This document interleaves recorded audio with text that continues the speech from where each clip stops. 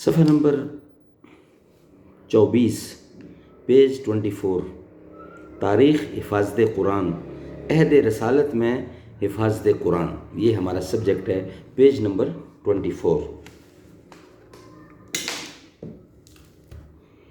توضیح القرآن، آسان ترجمہ قرآن تشریحات کے ساتھ، از مفتی محمد تقی عثمانی۔ نحمدہ ونصلی علی رسولہ الکریم، بسم اللہ الرحمن الرحیم۔ تاریخ حفاظت قرآن، عہد رسالت میں حفاظت قرآن۔ قرآن کریم چونکہ ایک ہی دفعہ پورا کا پورا نازل نہیں ہوا، بلکہ اس کی مختلف آیات ضرورت اور حالات کی مناسبت سے نازل کی جاتی رہیں، اس لیے عہد رسالت میں یہ ممکن نہیں تھا کہ شروع ہی سے اسے کتابی شکل میں لکھ کر محفوظ کر لیا جائے۔ چنانچہ ابتدائی اسلام میں قرآن کریم کی حفاظت کے لیے سب سے زیادہ زور حافظے پر دیا گیا۔ شروع میں جب وحی نازل ہوتی تو آپ اس کے الفاظ کو اسی وقت دہرانے لگتے تھے تاکہ وہ اچھی طرح یاد ہو جائیں۔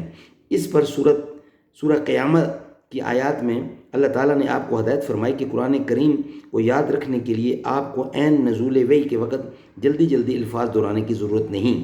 اللہ تعالیٰ خود آپ میں ایسا حافظہ پیدا فرما دے گا کہ ایک مرتبہ نزول وحی کے بعد آپ اسے بھول نہیں سکیں گے۔ چنانچہ یہی ہوا کہ ادھر آپ پر آیات قرآن نازل ہوتی اور ادھر وہ آپ کو یاد ہو جاتی۔ اسی طرح سرور دو عالم صلی اللہ علیہ وسلم کا سینہ مبارک قرآن کریم کا سب سے زیادہ محفوظ گنجینہ تھا، جس میں کسی ادنیٰ غلطی یا ترامیم و تغیر کا امکان نہیں تھا۔ پھر آپ مزید احتیاط کے طور پر ہر سال رمضان کے مہینے میں حضرت جبرائیل علیہ السلام کو قرآن سنایا کرتے تھے، اور جس سال آپ کی وفات ہوئی اس سال آپ نے 2 مرتبہ حضرت جبرائیل علیہ السلام کے ساتھ دور کیا۔ پھر آپ صحابہ کرام کو قرآن کریم کی معانی کی تعلیم ہی نہیں دیتے تھے، بلکہ انہیں اس کے الفاظ بھی یاد کراتے تھے، اور خود صحابہ کرام کو قرآن کریم سیکھنے اور اسے یاد رکھنے کا اتنا شوق تھا کہ ہر شخص اس معاملے میں دوسرے سے آگے بڑھنے کی فکر میں رہتا تھا۔ بعض عورتوں نے اپنے شوہروں سے سوائے اس کے کوئی مہر طلب نہیں کیا کہ وہ انہیں قرآن کریم کی تعلیم دیں گے۔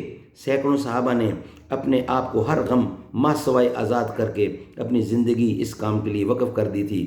وہ قرآن کریم کو نہ صرف یاد کرتے بلکہ راتوں کو نماز میں اسے دہراتے رہتے تھے۔ حضرت عبادہ بن صامت فرماتے ہیں کہ جب کوئی شخص ہجرت کر کے مکہ مکرمہ سے مدینہ طیبہ آتا تھا تو آپ اسے ہم انصاریوں میں سے کسی کے حوالے فرما دیتے تھے تاکہ وہ اسے قرآن سکھائے، اور مسجد نبوی میں قرآن سیکھنے سکھانے والوں کی آوازوں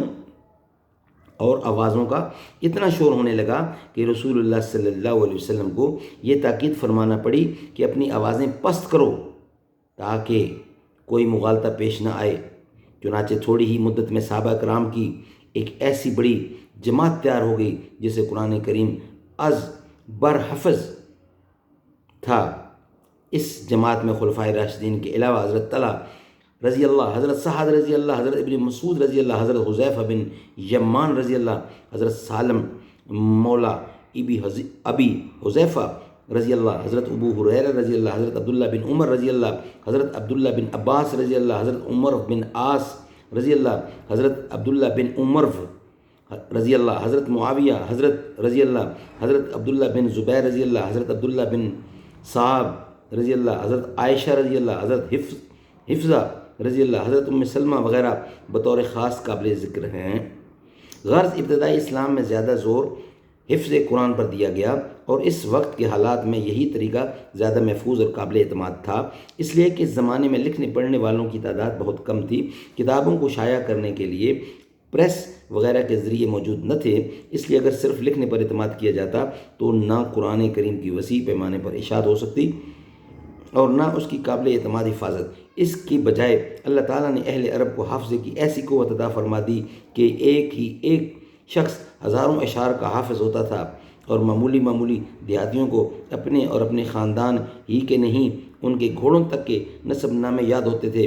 اس لیے قرآن کریم کی حفاظت میں اسی قوت حافظہ سے کام لیا گیا، اور اسی کے ذریعے قرآن کریم کی آیات اور صورتیں عرب کے گوشے گوشے میں پہنچ گئیں۔